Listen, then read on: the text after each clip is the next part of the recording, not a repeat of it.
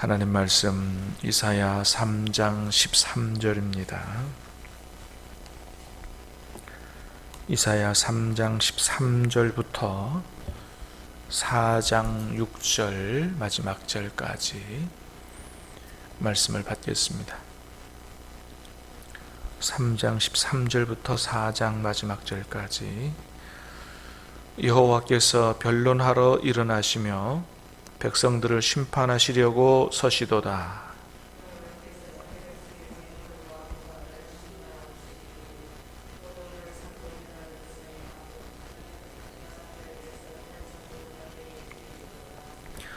어찌하여 너희가 내 백성을 짓밟으며 가난한 자의 얼굴에 맷돌질 하느냐? 주 만군의 여호와 내가 말하였느니라 하시도다.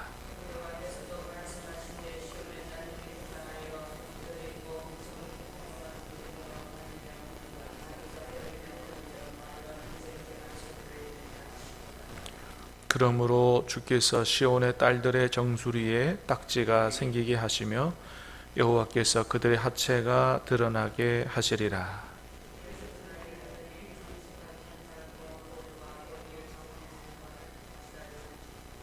귀고리와 팔목고리와 얼굴 가리개와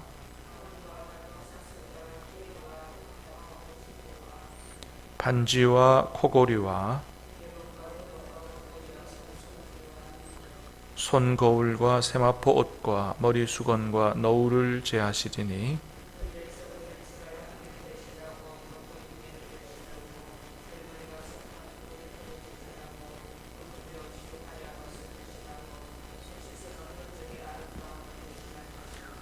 너희의 장정은 칼에 너희의 용사는 전란에 망할 것이며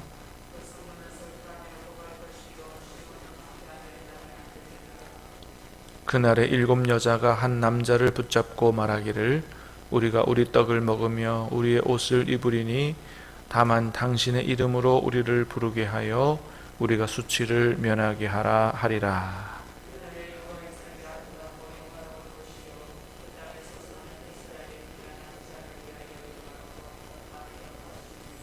시온에 남아있는 자, 예루살렘에 머물러 있는 자, 곧 예루살렘 안에 생존한 자 중 기록된 모든 사람은 거룩하다 칭함을 얻으리니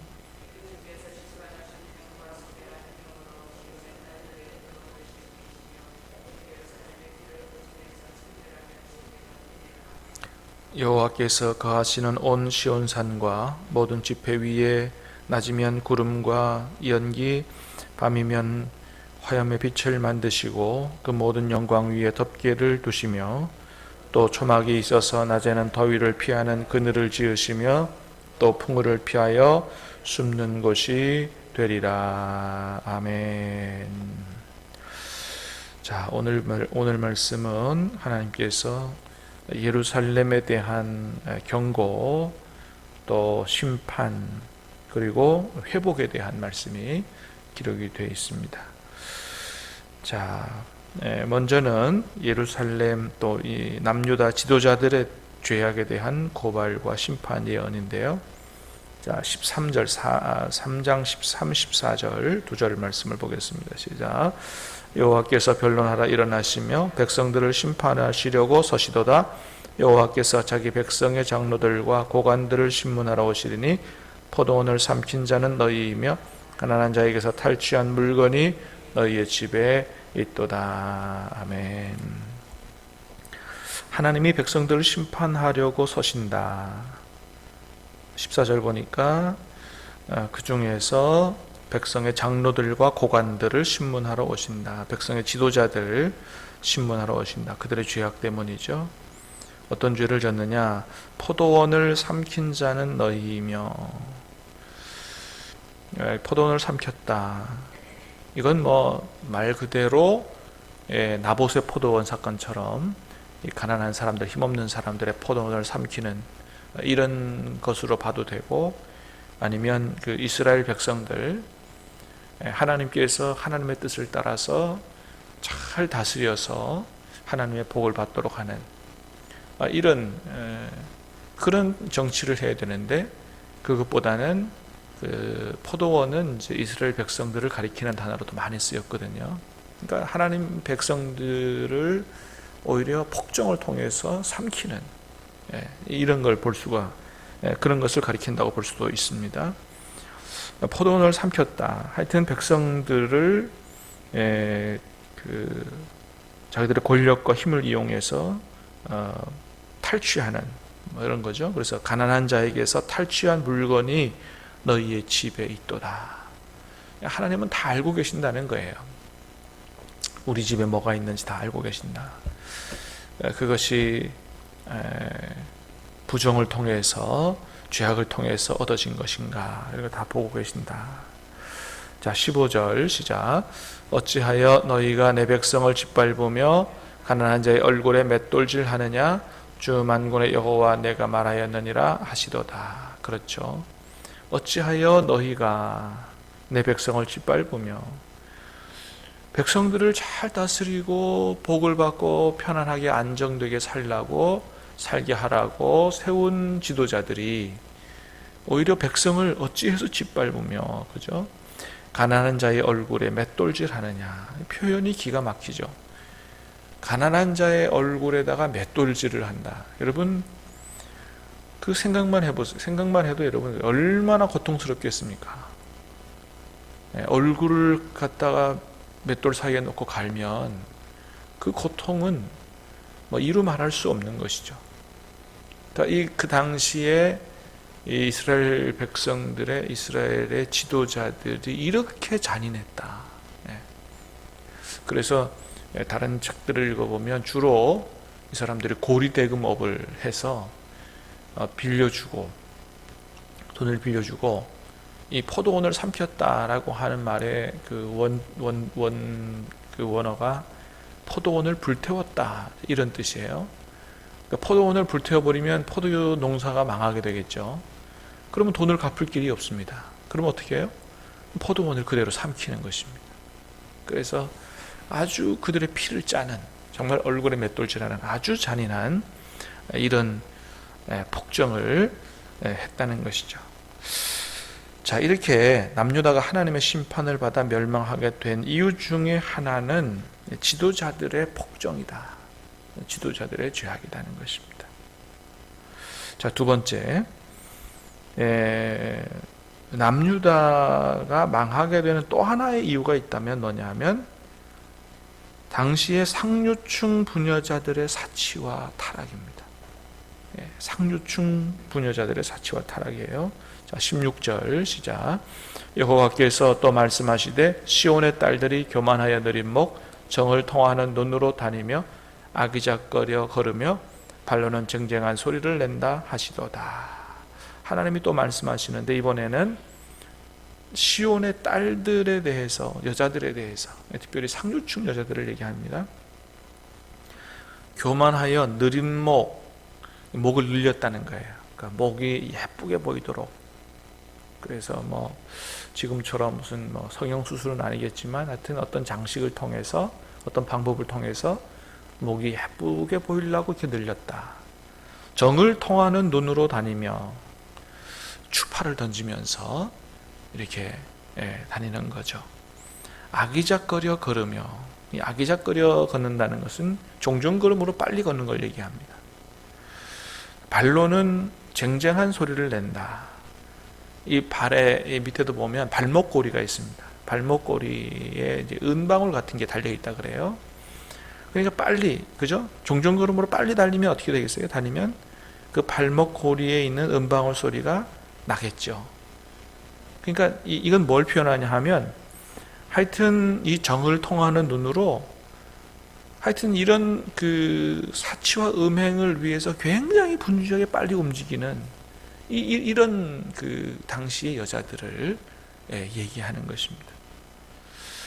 자, 그래서 18절서부터 23절까지 보면 그 당시 여자들이, 그 상류층 여자들이 어떻게 사치했는가, 그 장식품을 21가지를 얘기해요. 자, 18절서부터 한번 볼까요? 23절까지 시작.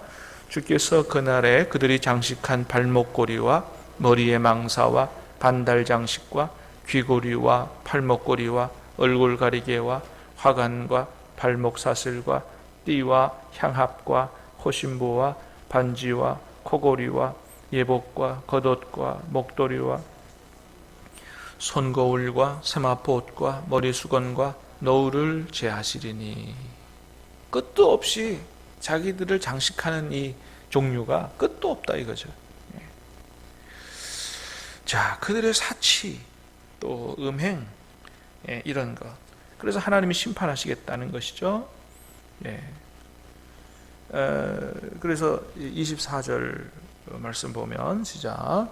그때에 썩은 냄새가 향기를 대신하고 노끈이 띠를 대신하고 머리가 숱한 머리털을 대신하고 굵은 베옷이 화려한 옷을 대신하고 수치스러운 흔적이 아름다움을 대신할 것이며. 다 바꾸시겠다. 썩은 냄새가 향기를, 자신들의 몸에 나는 그 향수로 인한 향기를 죽은 시체에 썩는 냄새가 나게 하겠다. 노끈이 띠를 대신하며, 장식하는 띠, 머리띠, 뭐 이런 여러 가지 띠가 있겠죠. 그것이 노끈, 포승줄로 포로로 잡혀가도록 그걸 대신하며, 대머리가 숱한 머리털이 숱하게 이렇게 뭐 머리털이 많은 게 이게 아름다워 보이는 건데 그게 싹 없어져 대머리가 되게 하겠다. 굵은 베옷이 화려한 옷 대신하고, 화려한 옷이 슬퍼하는 굵은 베옷이 되게 하고, 수치스러운 흔적이 아름다움을 대신할 것이다. 아름다운 모든 것들이 수치스러운 흔적이 되게 하겠다. 자, 그 다음에 이제 이런 것들이 뭐냐면 전쟁을 통해서 망하는 것을 가리킨다는 걸 보게 되죠. 자, 25절, 26절 시작. 너희의 장정은 칼에, 너희의 용사는 전란에 망할 것이며 그 성문은 슬퍼하고 곡할 것이며 시온은 황폐하여 땅에 앉으리라. 장정은, 용사는 칼에, 전란에, 전쟁 때문에 남자들이 다 죽는 걸 얘기하죠. 그래서 성문은 슬퍼하고 곡을 하게 되고 시온은 황폐하여 땅에 앉게 된다. 4장 1절 시작. 그날에 7 여자가 한 남자를 붙잡고 말하기를 우리가 우리 떡을 먹으며 우리의 옷을 입으리니 다만 당신의 이름으로 우리를 부르게 하여 우리가 수치를 면하게 하라 하리라. 자, 전쟁이 나서 남자들이 다 죽었어요. 그러니까 이제 남자들이 거의 없겠죠. 그러니까 어떤 일이 벌어지느냐, 7 여자가 한 남자를 붙잡고 말한다는 거예요. 우리가 우리 떡을 먹으며 우리 옷을 입으리니 당신에게 경제적 부담을 하나도 안 줄 테니까 다만 당신의 이름으로 우리를 부르게 하여 수치를 면하게 하라. 뭐냐 하면 결혼만 해달라 이거예요. 7 여자가 한 남자를 붙잡고, 그러니까 남자가 없어요. 전쟁 때문에 다 죽어가지고. 얼마나 비참한 현실입니까? 자, 그래서 오늘 본문에서 지도자들의 죄악과 사치, 상류층 여자들의 사치, 음행, 이런 것으로 말미암아 나라가 망하게 되고 남자가 다 죽게 되는 이런 비참한 현실을 겪게 될 것이다.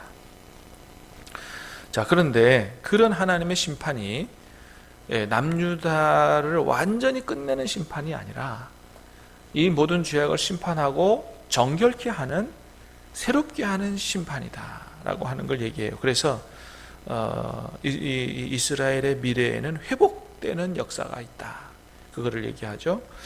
자, 2절, 4장 2절 시작. 그날에 여호와의 싹이 아름답고 영화로울 것이요 그 땅에 솟아는 이스라엘의 피난한 자를 위하여 영화롭고 아름다울 것이며. 그날에 여호와의 싹이 아름답고 영화롭다. 보통 여호와의 싹 하면은 하나님이 세우시는 지도자를 얘기합니다. 하나님이 세우시는 지도자가 있다는 거예요. 그 지도자가 아름답고 영화로울 것이다. 자, 그 다음에 3절 시작. 시온에 남아있는 자, 예루살렘에 머물러 있는 자, 곧 예루살렘 안에 생존한 자 중 기록된 모든 사람은 거룩하다 칭함을 얻으리니. 자, 시온에 남아있는 자가 있다. 여러분, 이 남아있는 자가 이사야서의 굉장히 중요한 사상입니다. 남아있는 자가 있다는 거예요. 하나님이 남기시는 자가 있다는 거예요. 왜요? 하나님의 새로운 역사를 위해서 남겨두시는 자가 있다. 그래서 그 남은 자 사상이 대단히 중요합니다. 그러니까 아무리 세상이 망해도 하나님은 반드시 하나님을 신실하게 섬기는 자를 남겨둬서 바알에게 무릎 꿇지 않는 7천 명을 남겨둬서 그들을 통해서 새로운 하나님의 나라 역사를 시작하시는 분이라는 거예요. 사랑하는 여러분, 저와 여러분들이 남아있는 자들 될 수 있게 되기를 주님의 이름으로 축복합니다. 어떤 일이 있어도 믿음을 버리지 않고 신실하게 하나님을 섬기며 기도하는 사람. 자, 그런 사람들을 통해서 하나님의 새로운 역사가 시작이 된다. 자, 그렇게 생존한 자 중 모든 사람들을 거룩하다 칭함을 얻게 되는데, 왜냐? 하나님께서 정결케 하셨기 때문이다. 4절, 이는 주께서 심판하는 영과 소멸하는 영으로 시온의 딸들의 더러움을 씻기시며 예루살렘의 피를 그 중에서 청결하게 하실 때가 됨이라. 왜 거룩하게 됐어요? 하나님이 정결케 하시니까. 자, 그리고 그들에게 어떤 축복이 주어지느냐? 5절, 여호와께서 거하시는 온 시온산과 모든 지폐 위에 낮이면 구름과 연기, 밤이면 화염의 빛을 만드시고 그 모든 영광 위에 덮개를 두시며, 6절, 또 초막이 있어서 낮에는 더위를 피하는 그늘을 지으며 또 풍우를 피하여 숨는 곳이 되리라. 아멘. 어떤 축복이 주어지느냐? 자, 5절, 여호와께서 거하시는 온 시온산과, 하나님이 거하시는 뭐예요? 하나님의 임재가 있다 이거예요. 하나님의 임재가 있다. 하나님이 심판에 올 때는 하나님이 예루살렘을 떠났거든요. 왜 심판이 오는 겁니다. 근데 이제 뭐예요? 회복되는 하나님께서 돌아오셔서 하나님이 함께 거하시는 것이죠. 하나님의 임재가 있고, 또 모든 집회 위에 뭐예요? 모든 예배 위에, 그런 거죠. 모든 예배 위에 예배가 회복되는 거죠. 낮이면 구름과 연기, 밤이면 화염의 빛을 만드시고, 뭐예요? 불기둥, 구름기둥을 연상하잖아요, 그죠? 불기둥, 구름기둥은 뭘 의미합니까? 하나님의 인도죠. 하나님의 인도가 있고, 뭐예요? 낮에는 구름기둥, 밤에는 불기둥이 보호가 있습니다. 하나님의 인도와 보호가 있다. 6절도 마찬가지죠. 초막이 있어서 낮에는 더위를 피하는 그늘을 지으시며 풍우를 피하여 숨는 곳이 되리라. 뭐예요? 하나님의 보호가 있다라고 하는 것이죠. 그래서 하나님이 회복하실 때는 하나님께서 세우신 그런 귀한 지도자, 선한 지도자, 그런 지도자를 통해서 그들을 다스리시고, 또 친히 하나님이 함께 하시며 예배가 회복되며 그들을 보호하시고 인도하시는 축복의 역사가 있다라고 하는 것입니다. 사랑하는 여러분, 오늘 주님께서 우리 가운데 임재해 계십니다. 할렐루야. 주님께서 우리와 함께 해 주실 줄 믿습니다. 보호하시고 인도해 주실 줄 믿습니다. 진정한 예배가 회복되고 하나님의 백성답게 살아갈 수 있는 복된 하루 되시기를 주님의 이름으로 축복합니다. 기도하겠습니다. 은혜로 오신 주님 감사합니다. 오늘 우리를 주님의 자녀로, 하나님 백성으로 삼아주시고 말씀에 기록된 놀라운 축복을 누리며 살 수 있도록 은혜를 주시오니 감사합니다. 우리 안에 계신 성령 하나님 기억하며 늘 주님과 함께 교제하며 동행하며 살아가는 주님의 참된 백성 되게 도와주시옵소서. 주님 앞에 온전한 예배자로 살아갈 수 있도록 도와주시옵소서. 하나님이 친히 우리와 함께 하시고 인도하시고 보호하시고 도와주실 줄로 믿습니다. 살아계신 하나님을 체험하며 사는 복된 하루 될 수 있도록 은혜를 베풀어 주시옵소서. 감사를 드립니다. 예수님 이름으로 기도하옵나이다. 아멘.